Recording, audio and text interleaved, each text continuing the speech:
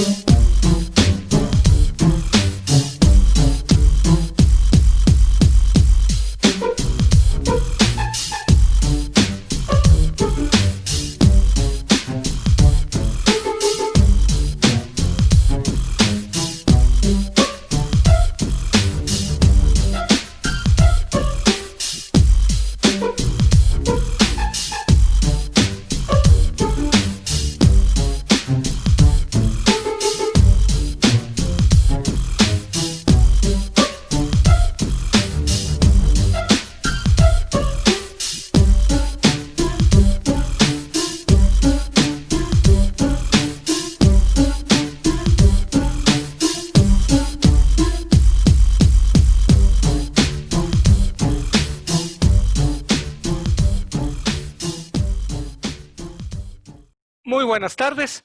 Como todos los miércoles, estamos aquí en Contrapunto TV, que se transmite a las 19 horas por Haztele.tv.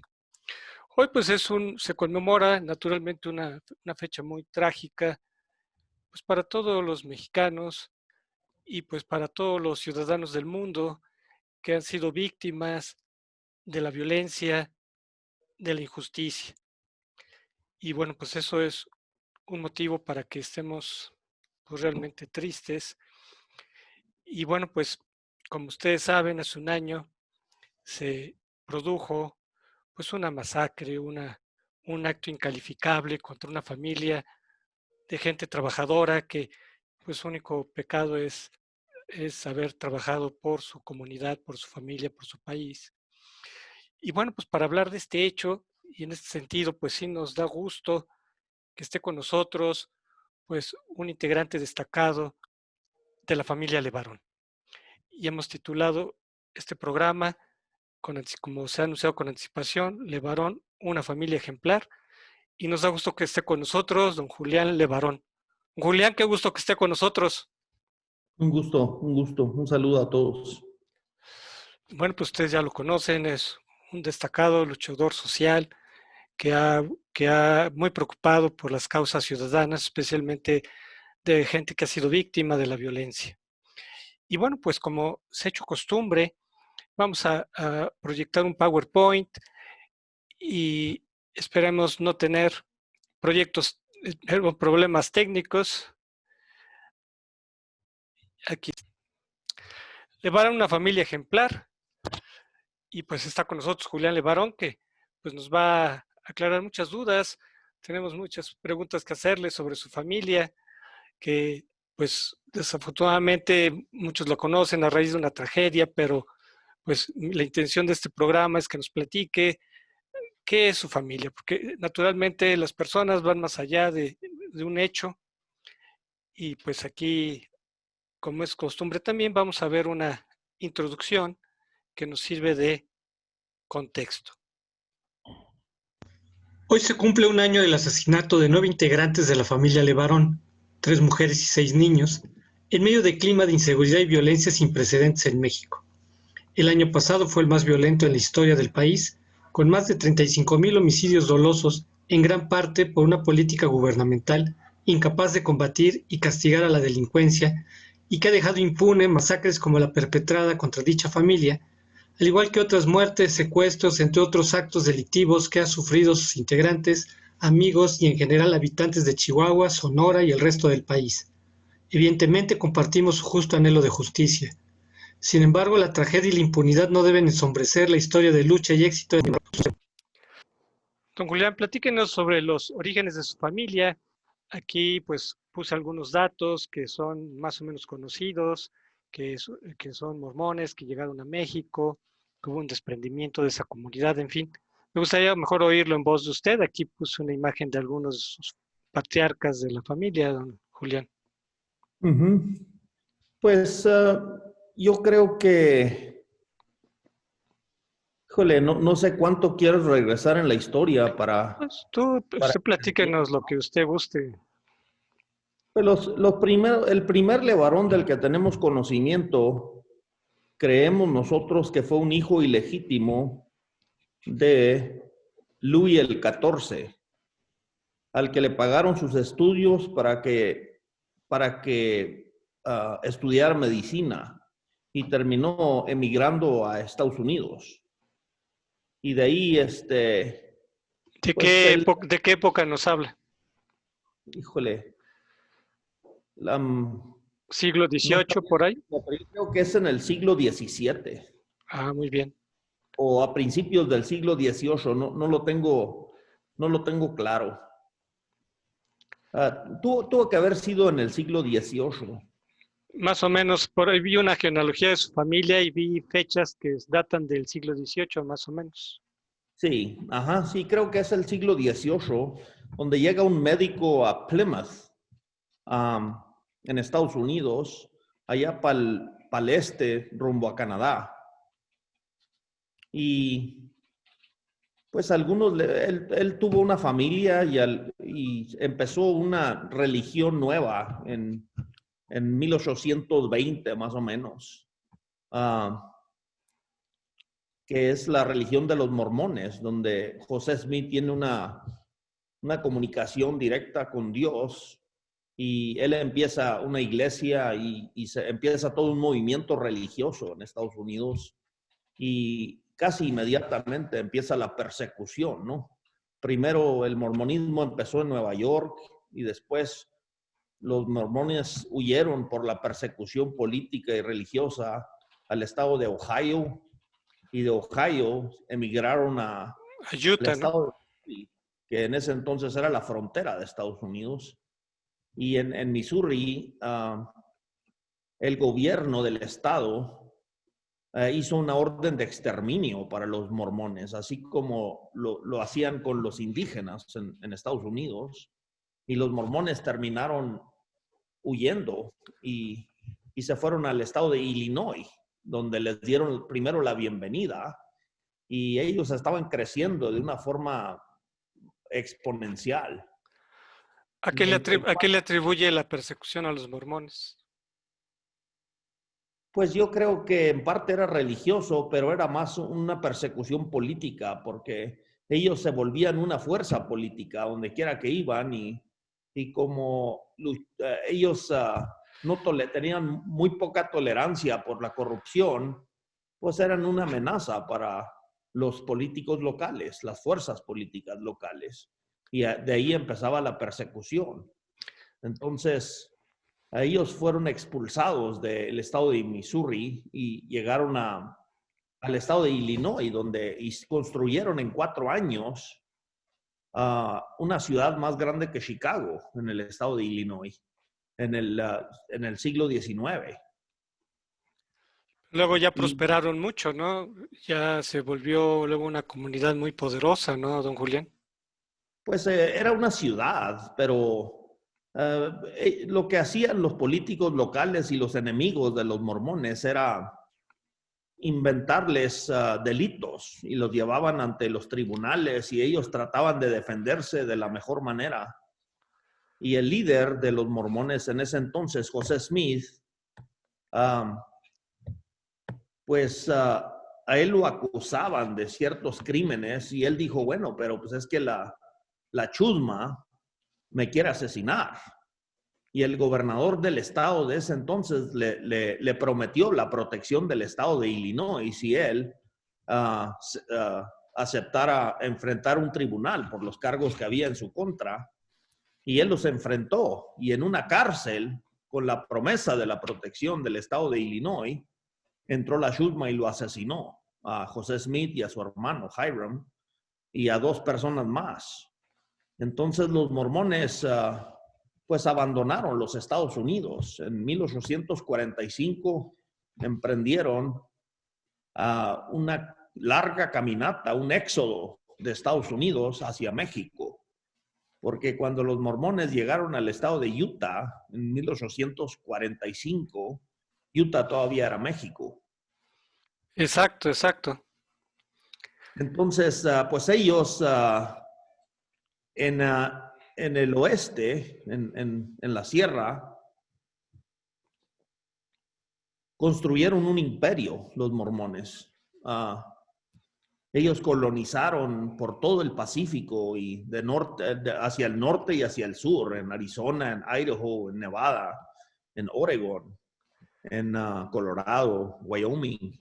En muchas partes estaban creciendo de manera muy, muy rápida. Pero obviamente en 1848 Estados Unidos tiene una guerra con México y le termina expropiando la mitad del territorio nacional. Entonces los mormones volvieron a quedar en territorio de Estados Unidos y casi inmediatamente volvió a empezar la persecución. Mandaron un ejército para exterminar a los mormones. En 1858, creo, no me acuerdo qué año. Y bueno, ellos se pudieron defender porque tenían su propio ejército, los mormones, y pudieron defenderse por suficiente tiempo para avisarle a toda la gente allá en las ciudades de Estados Unidos, al pueblo de Estados Unidos, lo que estaba haciendo su gobierno. Y entonces políticamente fue muy costoso porque era sabido por el público en Estados Unidos que eran una gente muy perseguida, los mormones, y eran víctimas de una terrible persecución. Entonces, Estados Unidos termina en una guerra civil en 1861, 62. Y en esos tiempos, obviamente, también fue invadido México por los franceses. Entonces, los mormones, pues ellos pudieron crecer, ¿no? Porque no había el ejército y no había persecuciones en esos años. Y como 20 o 30 años tuvieron paz. Y en ese periodo, pues ellos se hicieron muy, muy fuertes. Muchos migrantes de Europa y de todos lados empezaron a unirse al mormonismo. Y construyeron templos, construyeron pueblos, mandaban ingenieros a trazar las calles de manera perfecta para asentar nuevos pueblos. Y ese es el legado, ¿no? Hasta el día de hoy. Y después de la guerra civil, Washington le manda a todos los estados del sur representantes, ¿no? Porque ya no podían ser electos por los rebeldes. Entonces Washington decidía quiénes iban a ser los gobernadores y quiénes iban a ser los jueces en los estados del sur que habían sido derrotados en la guerra civil. Y le hicieron lo mismo a los mormones por ser un territorio de Estados Unidos. Como la mayoría de los líderes de los mormones eran polígamos, en el sentido de que tenían familias muy grandes y era bien visto y aceptado que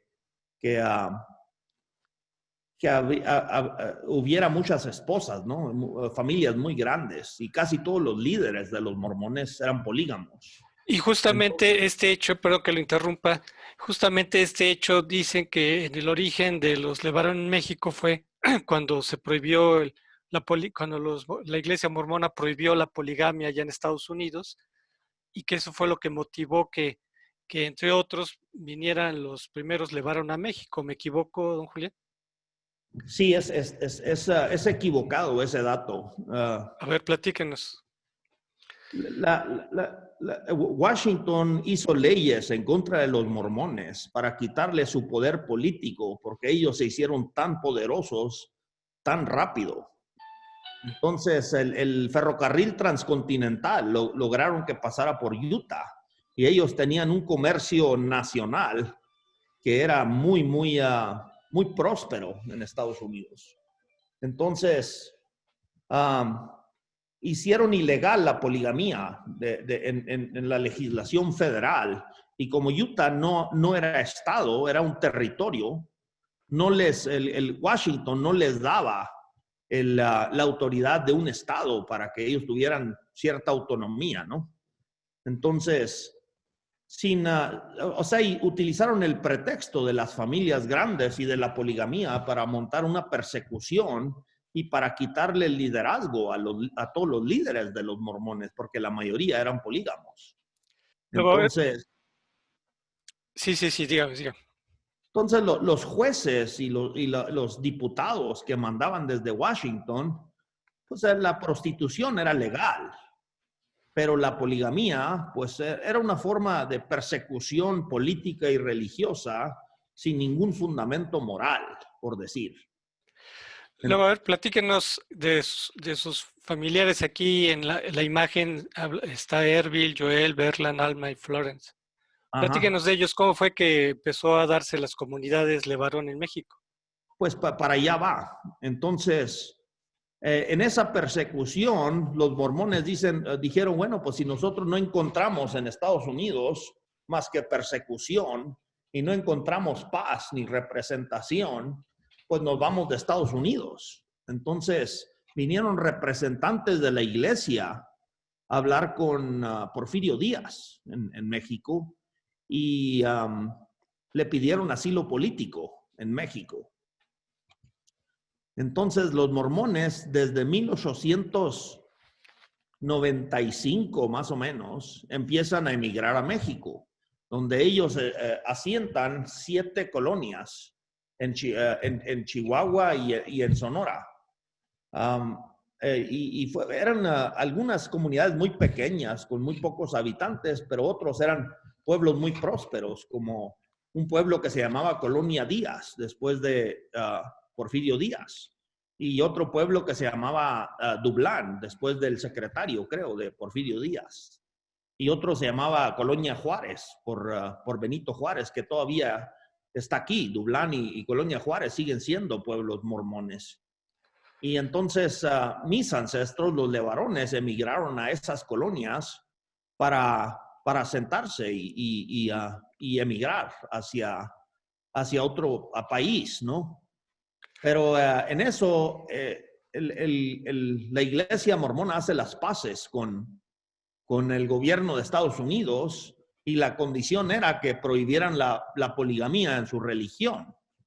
Entonces, mis ancestros, Alma Dyer LeBaron, que tenía su familia ahí en Colonia Juárez, ahí vivían, ahí fueron a la escuela, en una escuela que sigue en existencia hasta este día, que se llama la Academia Juárez.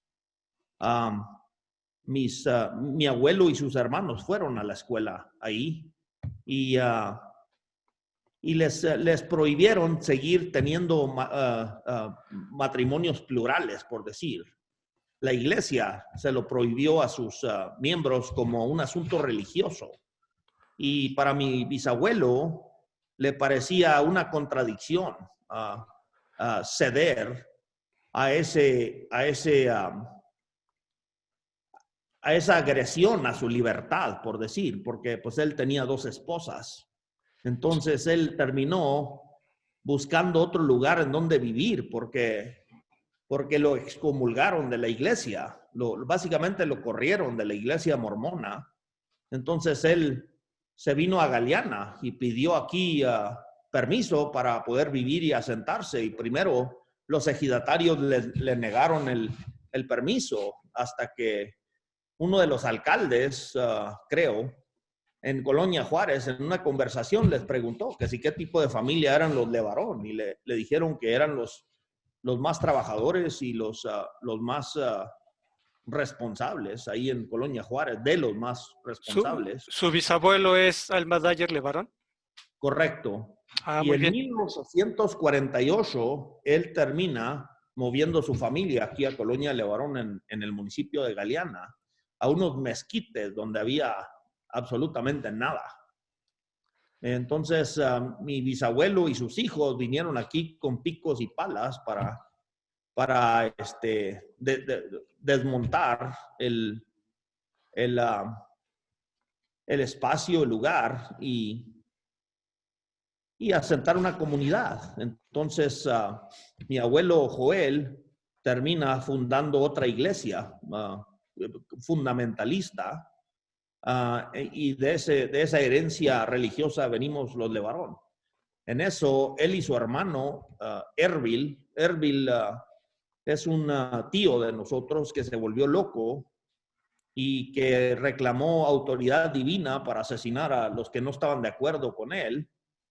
Y él mandó a asesinar a su hermano, que es mi abuelo. Entonces, nuestra familia ha vivido con esa violencia y esa agresión por mucho tiempo. Mi padre, el mayor ¿su padre es Joel? Sí. Bueno, muy bien. Mi abuelo es perdón, Joel. su abuelo, sí, perdón. Y mi padre también se llama Joel. Muy bien. Pero mi abuelo Joel, pues él viajaba en el tren a la sierra y él importaba todo tipo de implementos agrícolas y todo tipo de cosas para los caballos, monturas y cosas así. Y él lo llevaba en el tren de Estados Unidos, lo llevaba a la sierra para cambiarlo por maíz, para exportar a Estados Unidos, maíz y trigo, y lo daba crédito. Y él tenía muy buena relación con la gente de la sierra, tenía muchos amigos. Y terminó casándose con mi abuela, que es de Gómez Farías, en la sierra de Chihuahua, una chaparra morena que se llama Magdalena Soto Gaitán. Entonces, nosotros también descendemos en parte de los tarahumaras, de la sierra en Chihuahua. Oye, aquí se ve una imagen supuestamente es de la colonia Levarón. ¿Es correcta la imagen de la derecha abajo? No sé si la identifica. Esta comunidad mira, ahí se ve el templo de la colonia Juárez, que es de la iglesia de los Santos de los Últimos Días, y ahí está la Academia Juárez, que es la escuela que mi bisabuelo pintó con sus manos, que ayudaron a construir, que ahí es donde fue la escuela mis bisabuelos, pero esa no es la colonia Levarón. Propiamente no. Pero sí tiene que ver con ustedes. Bueno, ahí vivieron por muchos años, mi bisabuelo, y ahí nacieron algunos de los hijos de mi bisabuelo. Es que algo que se ha comentado mucho de la colonia Levarón es de que, pues sí, son muy trabajadores y son importantes en Chihuahua, pero se dice que están muy aislados, que no mantienen muchos nexos con el resto de la región. Don Julián, ¿qué tan cierto es eso? No es cierto lo más mínimo. Tenemos una excelente relación con todas las personas que comercian y que es muy distinto que los menonitas, que ellos son muy aislados. Aquí nosotros tenemos muchísimos matrimonios entre nuestros hijos y nietos y abuelos y tíos y de todos lados. ¿Por qué nos platica a qué actividades se dedican? Tengo entendido que el nogal es muy importante, la nuez, don Julián. Pues la mera verdad es que la mayoría de los chavos de aquí lo que terminan haciendo cuando se gradúan de la secundaria es que se van a trabajar en la construcción a Estados Unidos. Entonces, la nuez ha sido ya una cosa muy importante aquí, porque los chavos que se van para Estados Unidos le invierten. La nuez le tienes que invertir dinero por 10 años antes de que sea productivo el árbol y el huerto. Entonces, lo que hacen los chavos es que se van a Estados Unidos por 10 años o 15 años y se compran un terrenito y siembran unos arbolitos y ya nosotros estamos empezando a ser productores importantes de nuez y también de alfalfa, de chile, de otros cultivos. O sea, ante todo son agricultores, digamos. ¿Podría decir que es su actividad principal, la agricultura? En México sí, pero hay muchísimos levarones que trabajan en el transporte en Estados Unidos, especialmente en los campos petroleros y en la construcción en muchísimos estados y ciudades en Estados Unidos. Creo que la familia Levarón es la familia más grande de América. Hay descendientes de mi bisabuelo, hay más de 5,000. No, sí, me costó mucho, me costó mucho trabajo estudiar la genealogía, porque es compleja, ¿no? O sea, sobre todo cuando se han tenido varias esposas, pues tienen hijos con distintas mujeres, ¿no? Y eso hace complejo a la genealogía Levarón. Pues también a la genealogía Zapata y la genealogía Villa, También, algunas otras genealogías, ¿no? claro, claro. Sí, en lo personal, don Julián, ¿usted a qué se dedica? ¿Cuál es su actividad principal, su actividad económica? Pues en realidad yo le hago de todo. Yo he trabajado en los campos petroleros en Estados Unidos. También hago construcciones y he construido en Estados Unidos por 15, 20 años. Y también aquí tengo unos nogalitos y así nomás un poco. Le hacemos de lo que se pueda. Sí, justamente, bueno, los Levarón tienen la fama de que son prósperos empresarios que generan empleo, riqueza. Se dice que en Chihuahua se produce el 65% de la nuez. Hay un dato que encontré ahí. Y justamente, producto de esta prosperidad, pues desafortunadamente, pues en el clima de violencia e inseguridad que vivimos, pues se han vuelto, pues están en la mira de la delincuencia. Y algo que ha destacado desafortunadamente en México y en Chihuahua en particular es el auge del narcotráfico. Aquí puse un mapa del estado del narcotráfico en el 2017 como una muestra de cómo pues, los cárteles o grupos delictivos han tenido penetración en el estado de Chihuahua y pues han amenazado pues, a todas las familias, entre ellas la de Levarón, don Julián. Pues yo creo que no más que otras familias. Lo que pasa es que nuestra familia es enorme y no es cierto que los Levarones son ricos, la mayoría somos pobres, pero como somos tantos, pues hay unos que son muy prósperos, ¿no? Y como antes de todos los sucesos trágicos, ¿usted había tenido alguna experiencia en relación con los narcotraficantes? ¿Ya había habido algún escarceo por ahí en años previos? ¿O es algo ya más reciente? Mira, cuando yo estaba en la secundaria, yo recuerdo que los amigos de los pueblos vecinos que de repente no llegaron a la escuela porque había algunos narcotraficantes, no sé cuántos, como unos 10, y creo que los asesinaron a todos. Y recuerdo que me impactó de una forma muy profunda que, que mis amigos se quedaron sin su papá. Amigos de la escuela, ¿no? Fue la primera impresión que tuve del narcotráfico y lo criminal que era ese asunto, ¿no? Y luego me fui a Estados Unidos muchos años, me casé y mi familia y todo.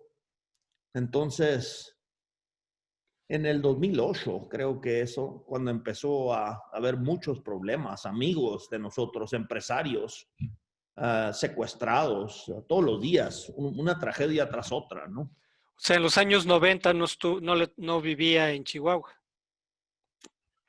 cuando empezó Pues el yo me gran fui a auge Estados de... Unidos como en 1994, más o menos.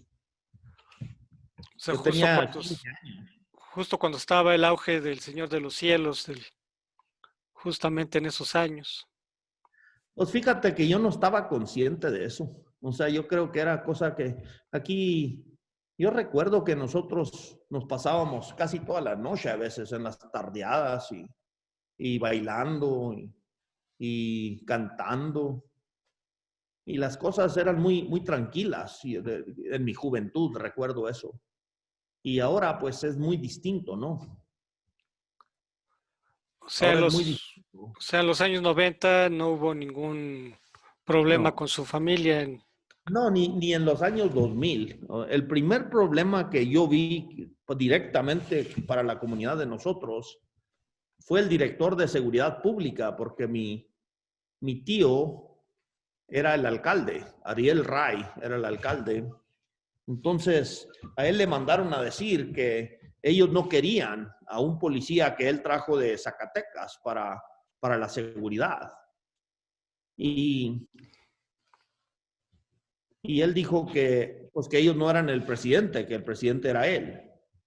Entonces, al siguiente día le hablaron por teléfono y le dijeron que fuera a buscar en un lugar aquí a 1 kilómetro, medio kilómetro de Levarón, junto a la carretera, y fue y encontró a don Miguel Mota, el comandante de la policía que había contratado mi tío Ariel. Lo levantaron de su casa y le dispararon más de 40 disparos. Entonces eso se volvió una cosa muy temerosa para toda la comunidad.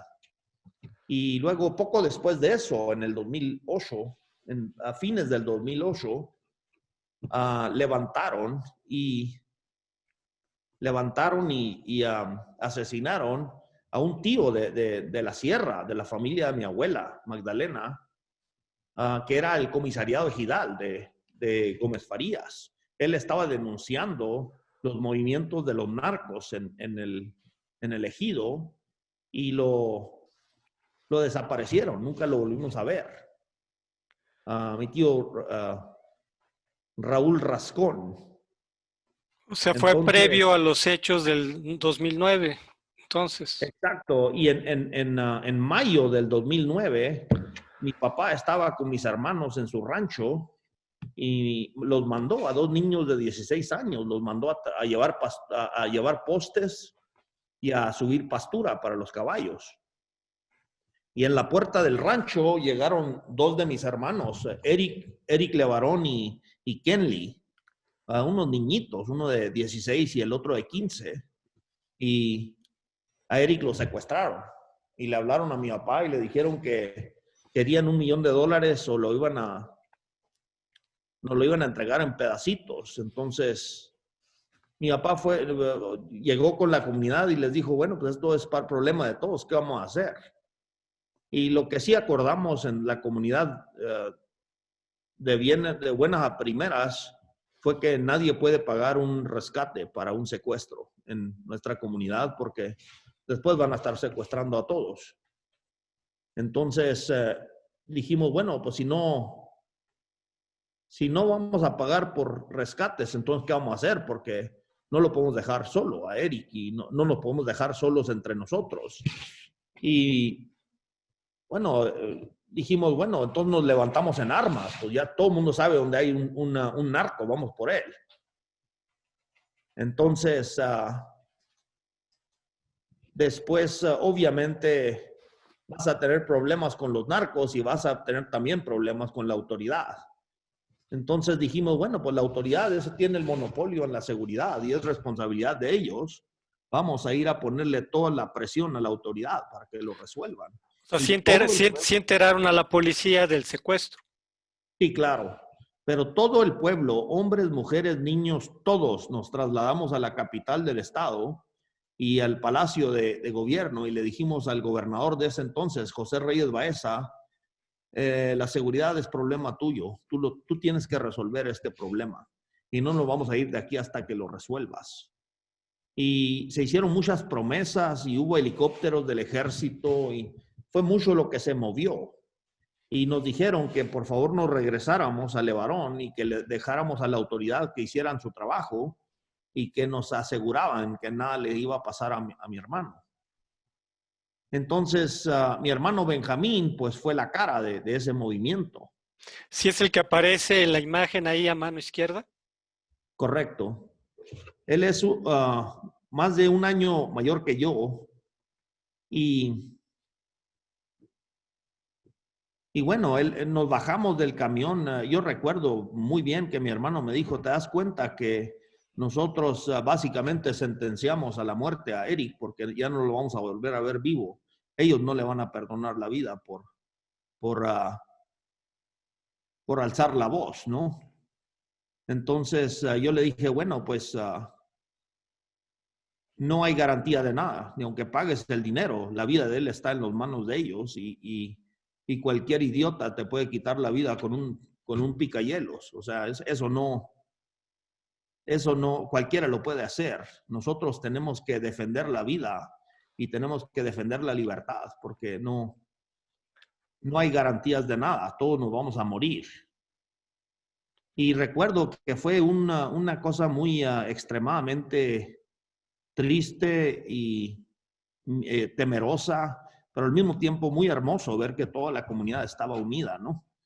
Entonces nos regresamos a LeBaron advirtiéndole a la autoridad que íbamos a regresar con toda la familia si ellos no resolvían ese problema, exigir la renuncia del gobernador. Y 2 días después nos habló mi hermano Eric que lo habían liberado. Entonces, para toda la región fue una cosa como casi milagrosa, ¿no? Pues sí, porque normalmente los secuestradores se desquitan y matan al secuestrado. Exacto. Entonces, cuando la gente vio que tuvimos ese resultado, empezó casi espontáneamente un movimiento en la región que se llamaba la SOS Chihuahua, que para junio del 2009 ya tenía más de 3,000 o 4,000 miembros y nosotros habíamos amenazado al gobierno que nos íbamos a armar para defendernos de los delincuentes si el gobierno no era capaz de proteger a nuestra gente. Sí, aquí en mi presentación hay un error porque le puse julio del 19 y es julio del 2009, que dicen que en represalia secuestraron a Benjamín LeBaron y al cuñado Luis Whitman. Sí, correcto. Fue julio de ese mismo año, ¿no? Correcto. En junio nosotros movilizamos miles de personas y le dimos la advertencia al gobernador. Y en un mes después o semanas después, llegaron a la casa de Benjamín y le destrozaron todas sus ventanas. Fueron 17 sicarios con 4 automóviles. Y su cuñado, que vivía del otro lado de la calle, pues vino a ver cómo le podía ayudar. Y a los 2 se los llevaron y a unos kilómetros los hincaron y les dispararon a quemarropa en la cabeza a los 2. Y en el funeral vinieron miles y miles de personas a dar las condolencias y a unirse al dolor de nosotros. Y el gobernador del estado, un delincuente de ese entonces, José Reyes Baeza, y una procuradora corrupta que se llama Patricia González, vinieron al funeral y prometieron que iban a hacer justicia y que iban a capturar a los responsables y todo tipo de mentiras, ¿no? Y a la fecha, digo, tuvimos promesas desde la presidencia hasta los senadores y los diputados nos prometieron justicia. Y a la fecha nunca nadie fue procesado y sentenciado por ese crimen. Se habla que ese fue un parteaguas en la familia LeBaron, esos hechos. Y aquí menciono algunos miembros de su familia. Me gustaría que platicara de Joel LeBaron, de Alex LeBaron, de usted mismo. ¿Cuál fue su reacción ante estos hechos, Julián? Bueno, yo primero dije, pues yo me voy a Estados Unidos. Yo no quiero este problema, pero me di cuenta que todos somos responsables. O sea, que todos, al quedarnos callados y permitirles a los criminales que trampen a sus anchas y se adueñen de nuestras calles, al último nosotros podemos escondernos y pretender que no nos van a tocar y después a todos nos toca. Entonces, cuando yo vi que nada pasaba y que no se resolvía y que no capturaban a nadie y sabía que la PGR eran puros corruptos y la fiscalía y la procuraduría y todos los imbéciles que tienen el monopolio en la seguridad y la justicia, no son más que puros inútiles, no sirven absolutamente para nada. Es cuando yo vi lo que pasó en Cuernavaca con Javier Sicilia y decidí que yo me iba a unir a ese movimiento y caminamos por November 2. And today in the morning. I know, babe, but there's two. Whatever. Ahí se nos metió algún ruido, Julián. Oh, soy yo. My goodness. Sí, me platicaba, Ya. don Julián. Ajá. ¿Cómo dice? Estaba platicando de que se acercó con Sicilia y participó en su movimiento. Correcto, sí, nosotros hicimos una caravana por la paz, por todo México. Y yo estaba buscando soluciones, ¿no? Y yo lo que he visto es que la democracia es el suicidio de los pueblos, ¿no? Termina siendo el suicidio de los pueblos. Y yo creo que la política es la institucionalización del crimen y el fraude. ¿Y cuál es su mayor lección de esta caravana en la que participó, don Julián? A ver, que tengo entendido que viajaron por gran parte del país.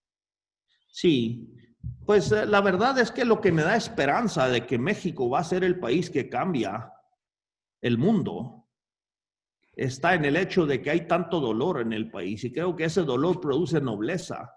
Me pegó de una forma muy fuerte cuando fui a Ciudad Juárez una vez y se me ponchó la llanta y encontré a 6 o 7 personas, todos dispuestos a ayudarme.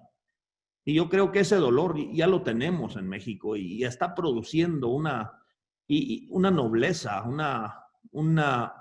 una disposición a aceptar el riesgo y un repudio a las instituciones y lo que representan. Lo que me da esperanza es que México es el país más corrupto del mundo, porque eso significa que estamos asqueados por nuestras instituciones y ya no hay respeto por la autoridad. Yo pienso que, como dice el Evangelio de los Mormones, ¿no? Dice en Doctrinas y Convenios, dice que la autoridad se le puede dar a cualquier persona, pero los poderes de Dios no más pueden existir donde está lo bueno y donde está el bien. Y cuando se usa la autoridad y el poder humano para ejercer un dominio injusto sobre el prójimo, ofende al espíritu. Y el espíritu de Dios se retracta y no puede estar en el espacio donde está el crimen y la malicia y la maldad. Y creo que la política es eso, ¿no? La política es, yo le llamo la ojetería, ¿no? Que permitimos que con ese poder las personas puedan ser ojetes, que puedan cobrar por servicios que no dan y que puedan usurpar poder sobre los demás sin servirles. Y creo que el hecho de que todos participan de manera anónima en la concesión del poder es la prueba más grande del obscurantismo que opera en la sociedad. Donde ya vivimos Sí, dígame. Donde ya vivimos con casi el 100% de impunidad y seguimos aceptando que el Poder Judicial y los tribunales tengan el monopolio cuando no le dan justicia a nadie y sigan cobrando por esos servicios. Y justamente eso nos lleva a un problema que tuvieron muy fuerte con los del Barzón, don Julián, ¿cómo fue este asunto? Sí, la verdad es que nosotros somos productores y en el ejido Constitución, donde hubo ese conflicto, los Barzones dicen que ha habido una veda para sacar agua de la tierra desde 1957. Pero en ese ejido hay más de 300 pozos y no había ni siquiera un pozo y no había ni siquiera un ejidatario en ese ejido hasta 1967.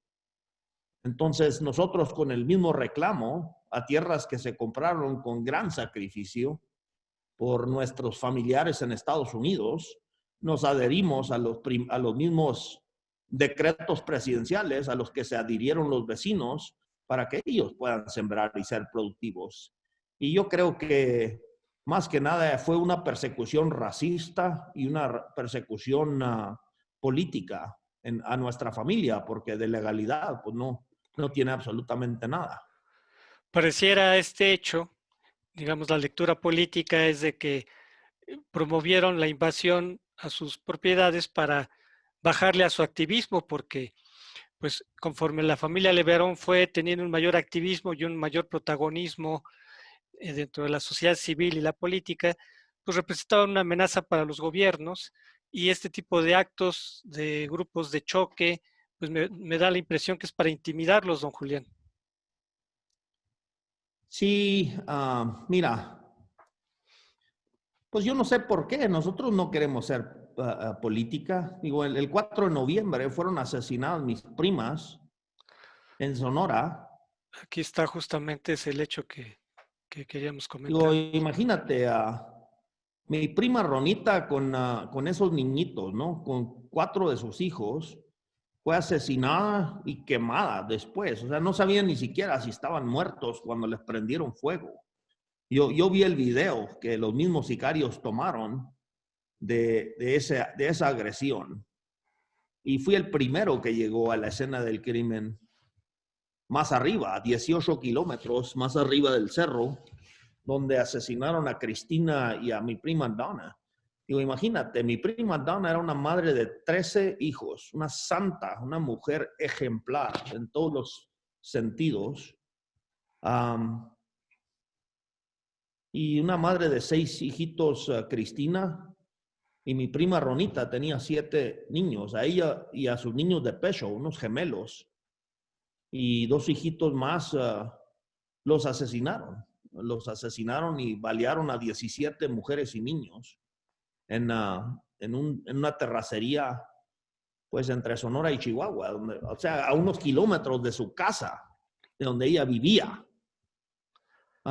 Ella iba a una boda a Levarón. Y lo que quería comentar es que en el estado de Sonora el gobierno es priista. Y en Chihuahua, de donde son supuestamente la mayoría de los sicarios que les abrieron fuego, les dispararon más de 3,500 veces a estas pobres mujeres y sus familias, completamente indefensos, sin ningún tipo de ayuda a unos kilómetros de su casa. El estado de Chihuahua es gobernado por un panista. Y el responsable de la seguridad nacional es de Bavispe. Y es del gobierno de Morena, que ahora quiere ser gobernador del estado de Sonora, Alfonso Durazo.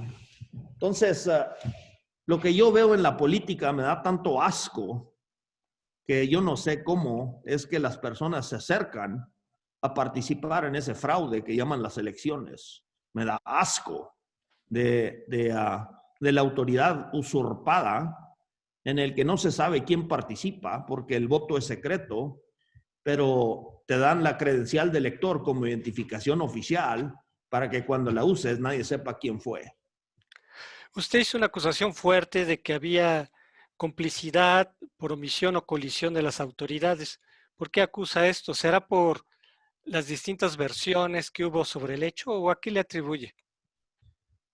Pues es que mira, nosotros vivimos en el noroeste de Chihuahua y es de todos, es sabido por todos que la policía local está coludida con la delincuencia organizada. Ellos protegen a los clandestinos que venden cerveza y los que venden droga y participan en todo tipo de actividad delictiva.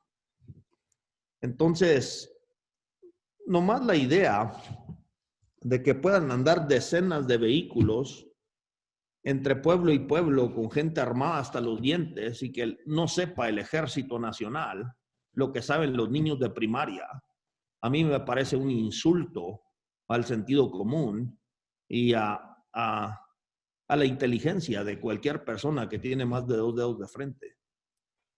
Sí, porque quisieron hacer creer que había sido una confusión. No había esa versión gubernamental de que había sido una confusión de los grupos delictivos y ustedes demostraron que no fue así, que ya los tenían en la mira, ¿no? O sea que justamente creo que fue Ronita la que salió de la camioneta y que que a pesar de eso le dispararon, ¿no, don Julián? Fue Cristina. Cristina Cristina. salió de su camioneta Fue y Cristina. levantó los brazos y ahí es donde le dispararon. Eso pensamos. Pues yo fui el primero que llegó a la escena y la niñita, la bebé de Cristina, una niñita de pecho, ella tenía 3 disparos en su sillita y escapó ilesa. Yo mismo la saqué del vehículo y fui y se la di a mi tía. Y el pobre niñito de mi prima Donna recibió tantos disparos que yo no podía reconocerlo ni saber si era niño o niña o si eran una persona o 2 personas de tantos disparos que tenía el vehículo.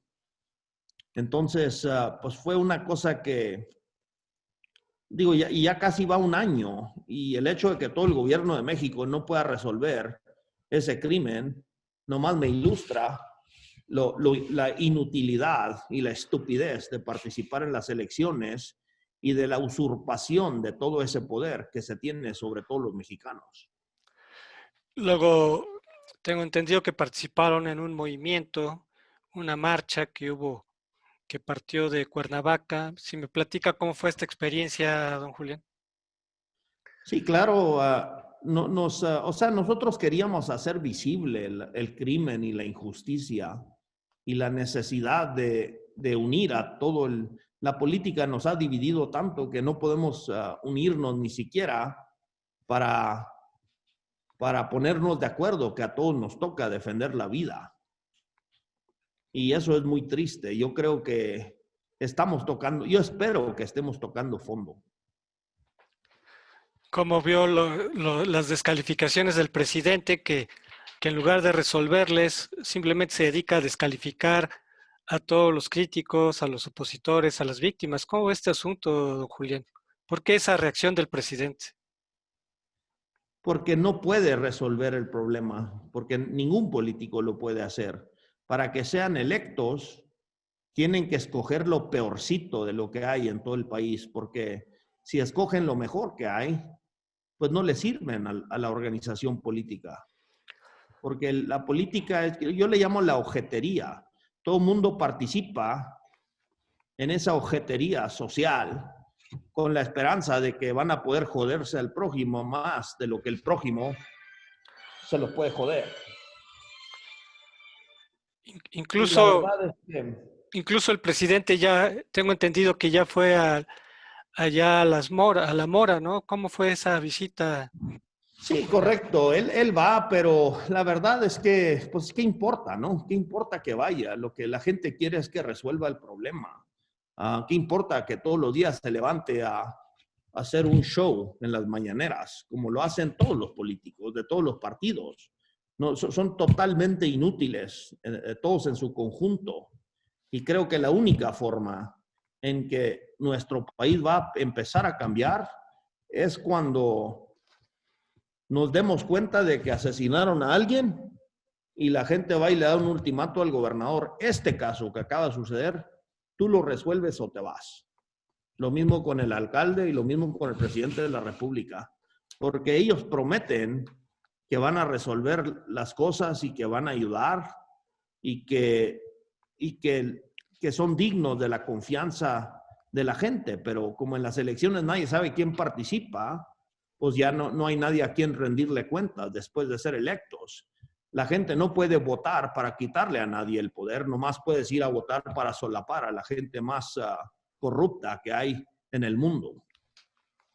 Pero ¿no será que el gobierno justamente se aprovecha de este gran desencanto que hay, como usted señala, de la democracia, de la política?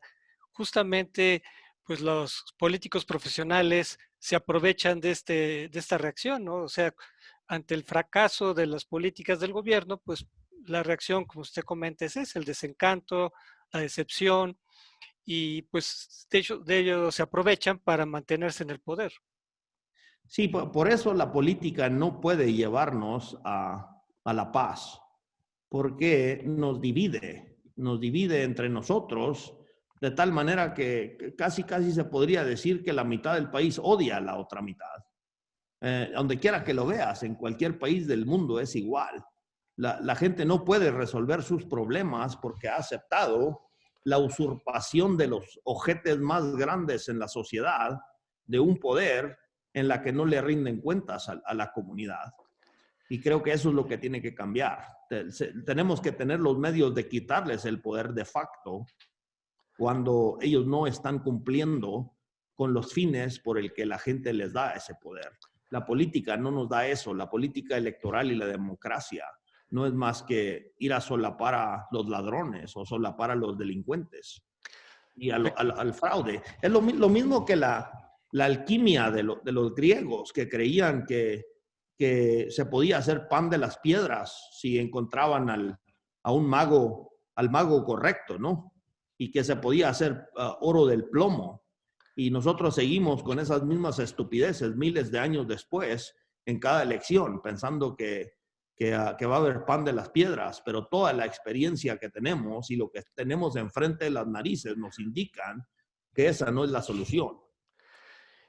¿Y qué sigue ahora, don Julián? ¿Qué sigue ahora? Ya han hecho movilizaciones, han hecho protestas, el mundo quedó conmocionado con esa tragedia que ustedes vivieron. ¿Qué es lo que sigue, don Julián? ¿Qué esperamos? Lo que sigue es hacer un movimiento social. Necesitamos un movimiento social que se haga de los medios de retirarle el poder de facto a cualquier persona que no está cumpliendo.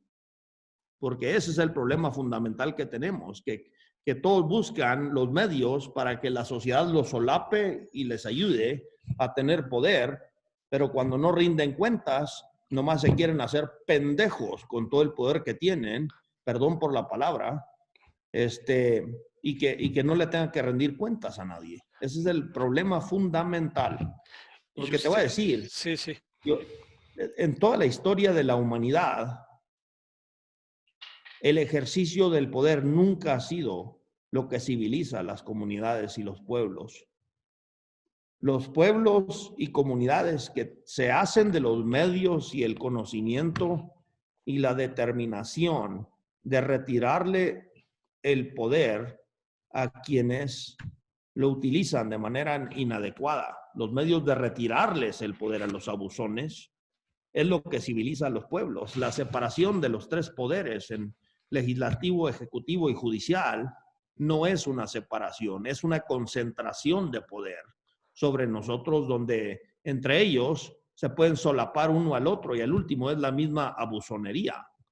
Y lo único que nos ha funcionado es la separación de la iglesia y el gobierno, porque ninguna cantidad de votos le puede dar a un político el poder de decidir cuál va a ser tu religión y tus convicciones y tus ideas. Y hasta cierto punto somos mucho más civilizados que en siglos pasados, porque hemos reclamado como seres humanos, de cierta manera, la libertad de expresión y la libertad de religión. Yo creo que la imprenta y los medios para hacer público la información nos ha llevado muy lejos en el camino hacia la civilización. Y yo espero que esas herramientas nos sean útiles para arrebatarle poder a cualquier persona en cualquier momento cuando no está cumpliendo. El problema con la política es que todos quieren participar de eso porque ahí es donde pueden ser ojetes y que nadie les pueda decir nada. ¿Y usted va a participar en ese movimiento, don Julián? ¿En cuál movimiento? En este que usted me está diciendo de que... Sí, claro, pero yo lo que quisiera es que la gente ya deje de participar en las elecciones, porque es un fraude. Si se mide con el mismo parámetro, el contrato social, como cualquier otro contrato, cumple con todos los parámetros para determinar que es un fraude. Porque en la vida privada, nadie puede obligar a otro a participar en un contrato en contra de su voluntad. Aunque el abstencionismo siempre favorece al que está en el poder, don Julián. Pues lo favorece mientras los que se abstienen de participar no participen de otra manera. Yo no estoy diciendo que no hay que participar, nomás estoy diciendo que ir a participar en las elecciones y pretender que eso va a cambiar el mundo contradice todo lo que hemos visto por siglos y es un ejercicio en la estupidez, en mi forma humilde de ver las cosas. Claro. Y te voy a decir, en la vida privada nadie puede hacer contratos con anónimos. Si usted va con un notario y le dice que mucha gente votó por usted y quiere que le reconozcan un inmenso poder sobre toda la gente, porque por ahí hubo gente que marcó un papel desde el anonimato y se identificaron con su credencial de elector para hacerlo, lo mandan con un psiquiatra para ver si anda bien de la cabeza, porque en la vida privada no tiene absolutamente ninguna validez jurídica a semejante estupidez. Y es lo mismo con personas que tienen conflictos de intereses, como los que ya se benefician del gobierno y la gente que es sobornada para participar. Eso violenta cualquier contrato en la vida privada y nosotros no podemos aplicar principios que no nos funcionan en la vida privada y pensar que a gran escala esto va a ser una maravilla. Eso es nomás una forma de ocultar la criminalidad y darle una cheque en blanco y una impunidad a la gente más corrupta y más criminal que hay en la sociedad. Nomás mira a tu alrededor, donde quiera que lo veas, donde quiera que tengas el monopolio en lo que sea. El monopolio entendido como un negocio que impide la competencia con el uso de la fuerza, que eso es la política.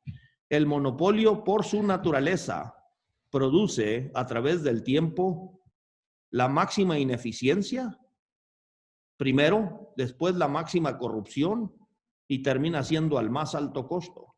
Nomás voltea a ver el petróleo que te dicen que es tuyo y que te lo venden al doble de lo que cuesta en Estados Unidos. Y lo mismo con la electricidad. Y si te vas con la justicia y la seguridad y la medicina y la infraestructura, donde quiera que lo toquen, es una forma de impedir la competencia y sacar de la participación a 130 millones de seres humanos para poder aprender y contribuir y servirnos mejor los unos a los otros, para que los más corruptos y los más inútiles tengan un poder inmenso sobre la vida de todos nosotros. Se nos acabó el tiempo, don Julián. Estuvo muy interesante su charla. Yo creo que pues nos hubiera gustado tener más tiempo para profundizar algunos temas muy polémicos, muy interesantes que nos planteó. Y pues le agradecemos esta entrevista y pues nos motiva mucho platicar con gente como usted, porque sabemos que México sigue teniendo líderes, sigue teniendo dirigentes que se juegan la vida por México. Pues primero por nuestra familia, y después por nuestros vecinos, ¿no? Pero para mí es un asunto de sentir que yo llevo sangre en las manos de mi familia que ha sido asesinada y que todos la cargamos. Y he conocido a tantas víctimas de la violencia que yo siento una responsabilidad inmensa para impedir que los criminales y que el crimen trampe a sus anchas. Amigos, nos vemos el próximo miércoles para que analicemos otro tema de interés nacional o internacional. Muchas gracias y hasta la próxima. Astele.tv